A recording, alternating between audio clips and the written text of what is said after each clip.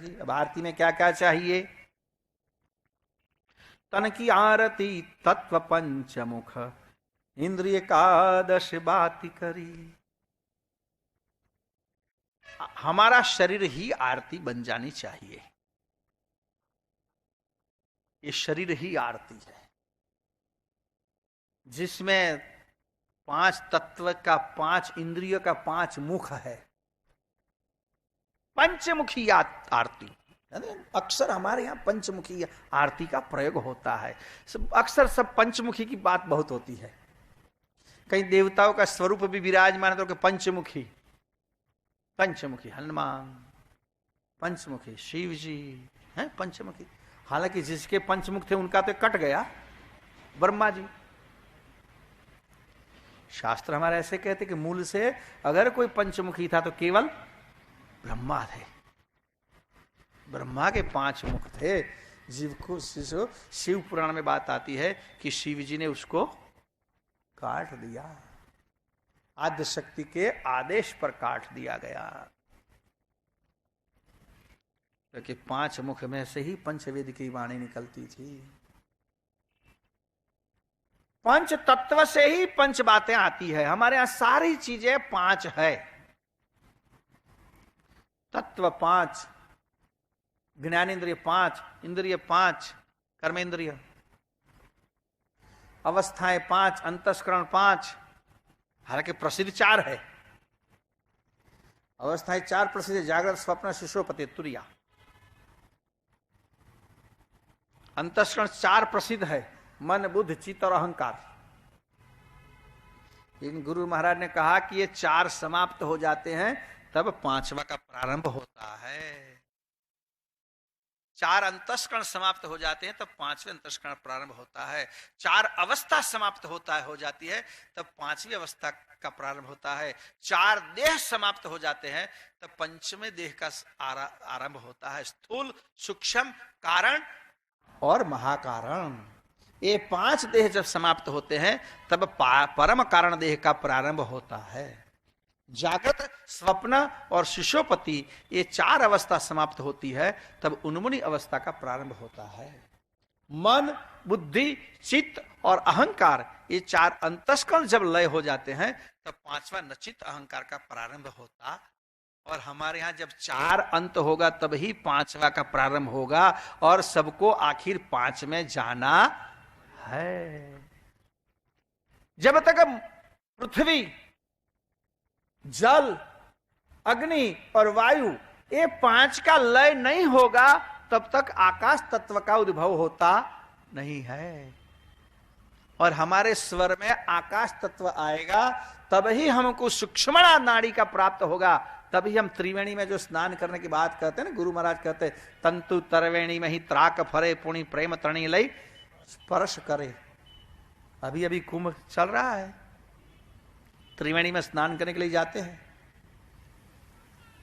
त्रिवेणी में वहां तो 2 ही दिखाई देती है, तीसरी तो दिखाई नहीं देती है।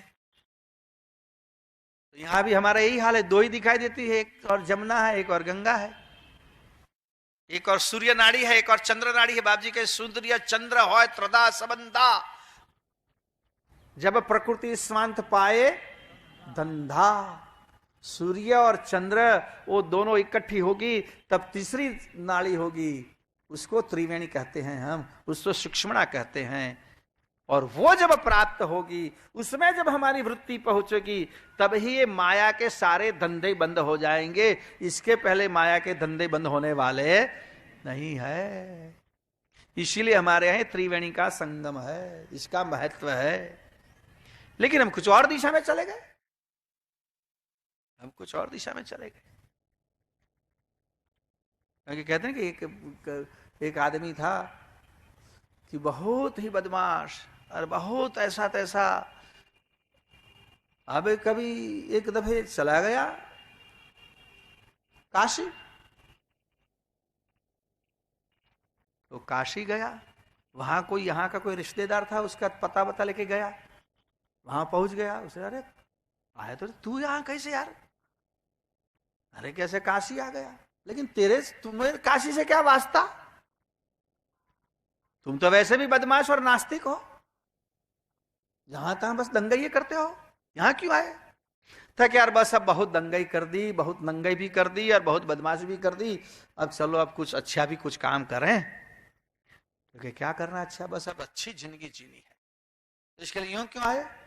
देखिए सोचता हूं कि एक दफे गंगा जी में स्नान कर लूं तो पीछे का भूतकाल जो है, पूछे के जो इतने पाप है वो सब धो जाए, अब नए सर से जिंदगी शुरू कर लें।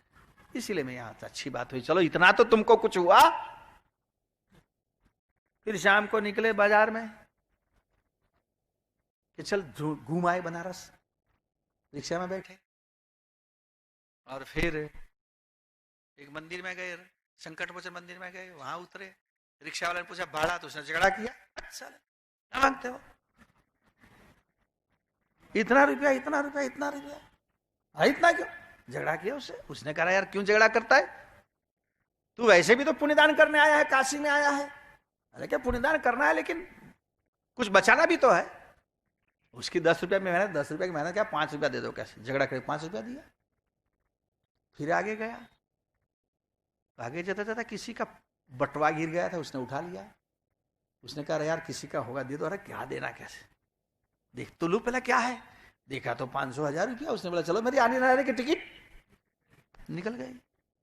अरे उसने कहा यार तो सब पाप है, तू तो नई जिंदगी शुरू करना मांगता है और ये सब क्यों झूठा सब करता काम? अभी तो कल नाना है ना,